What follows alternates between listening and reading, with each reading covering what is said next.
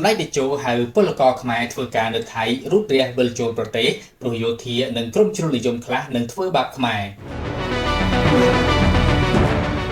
បន្ទាប់ពីសម្ដេចធិបតីហ៊ុនម៉ាណែតនាយករដ្ឋមន្ត្រីកម្ពុជាចេញសារពិសេសពាក់ព័ន្ធនឹងវិធានការអន្តរាគមន៍ក្នុងករណីពលករខ្មែរជាច្រើនអ្នកវិលចូលប្រទេសវិញជាង1ម៉ោងក្រោយមកសម្ដេចតេជោហ៊ុនសែនក៏បានចេញមកអំពាវនាវឲ្យពលករខ្មែរធ្វើការនៅក្នុងប្រទេសថៃឆាប់រត់រះវិលចូលមកប្រទេសកម្ពុជាវិញព្រោះដោយសារតែស្ថានភាពរវាងកម្ពុជាថៃកាន់តែតានតឹងបង្កឡើងដោយយោធាថៃសម្ដេចតេជោមើលឃើញថាក្រុមជ្រុលនិយមនិងយោធាថៃខ្លះនឹងធ្វើបាបពលករកម្ពុជាជាមិនខានឡើយសម្ដេចតេជោហ៊ុនសែនសរសេរដោយផ្ទាល់លើទំព័រ Facebook ផ្លូវការនារសៀលថ្ងៃទី14ខែមិថុនាដូច្នេះសូមបងប្អូនពលករវិលត្រឡប់មកមាតុភូមិវិញមុនពេលអាជ្ញាធរថៃបណ្តេញចេញនឹងការប្រមាថខ្ញុំនិយាយបែបនេះព្រោះខ្ញុំយល់ច្បាស់ថាចំនួនព្រំដែនកម្ពុជាថៃនឹងអូសបន្លាយពេលយូរពិសេសនៅពេលកម្ពុជាដាក់ពាក្យបណ្ដឹងទៅកាន់តុលាការយុត្តិធម៌អន្តរជាតិ ICJ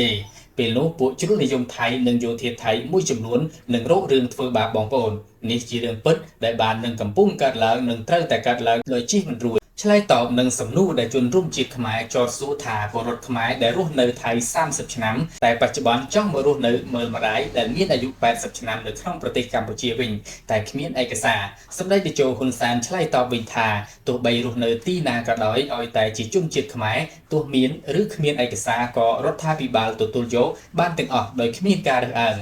ជាមួយគ្នាសម្ដេចតេជោហ៊ុនសែនក៏បានភ្ជាប់សារដែលសម្ដេចធិបតីហ៊ុនម៉ាណែតបញ្ជាទៅក្រសួងសេដ្ឋកិច្ចហិរញ្ញវត្ថុក្រសួងស្ថាប័នពាក់ព័ន្ធត្រៀមលក្ខណៈក្នុងការជួយអន្តរាគមន៍ដល់បងប្អូនពលករខ្មែរដែលត្រូវត្រឡប់មកវិញក្នុងការសម្រួលជីវភាពប្រចាំថ្ងៃតាមរយៈកញ្ចប់អន្តរាគមន៍សេដ្ឋកិច្ចនិងសង្គមគិច្ចមួយចំនួននិងអំពាវនាវឲ្យសមាគមធនាគារនិងហិរញ្ញវត្ថុជួយសម្រាលបន្ទុក